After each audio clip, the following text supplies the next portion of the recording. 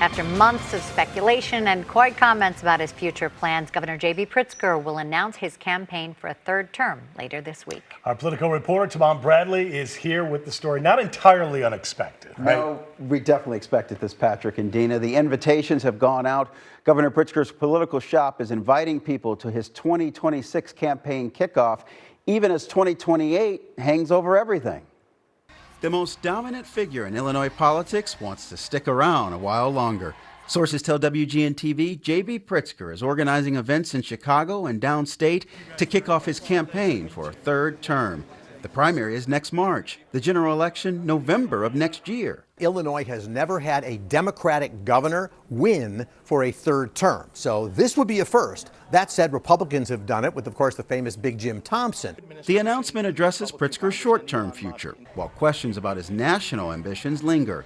If he's successful in 2026, will he run for president in 2028? He will have a couple of years of a lot of questions from the press and people saying, what are you really after? But look, he wouldn't be the first governor who is reelected and then shifts their eyes towards the presidency. That kind of thing happens every election cycle. Pritzker sticking around avoids a Democratic Party succession fight.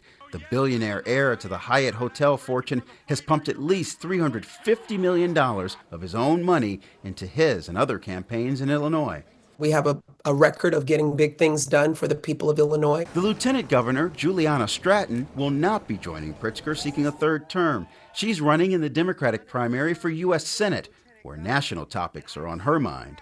Women are taking to the streets saying that it's important that we protect our reproductive freedom. But look at this. We need to restore Roe v. Wade. With Stratton eyeing federal office, Pritzker must now find a new running mate. Sources say he's come up with a short list that includes State Representative Jahan Gordon Booth and Deputy Governor Andy Manar.